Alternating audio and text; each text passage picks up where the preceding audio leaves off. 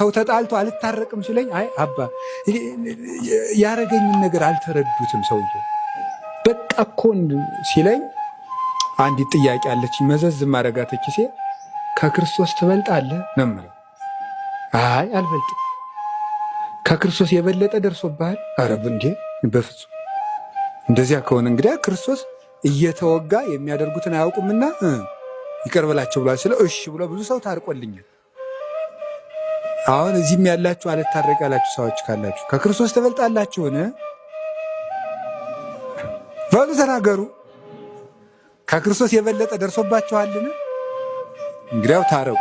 እሺ በሉ እንጂ በቃ ማንንም ሰው ይቅር ማለት ነው ያለብን።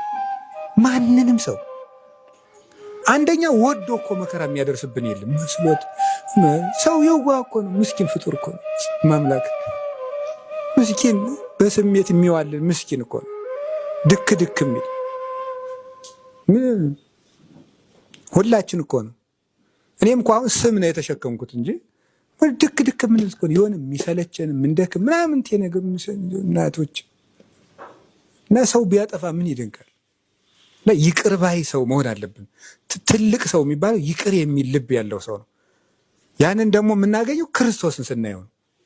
ይገርማል እኮ እንዴው ሰው ሆይ ይሁድ አንተ እንደው እንደ ክርስቶስ ሆነ አንድ ቀን ይሁዳ መጥቶ ሽጦ መጥቶ ቢስምህና ሽጦ እንደመጣ ብታውቅ እንደው ምን ታረግ ነበር? እኔ ግን የምትነክሰው ይመስለኛል ይላል ርቱ ሃይማኖት። ቢያንስ ነው እንደው አንተ እንዲህ በጥፊ ማለት ባይሆንልኝ እንዲህ አያፍርም? እንዲህ ሽጦ መጥቶ ደግሞ ባከረብ ሲል ግን እንደዛ አድርጓል።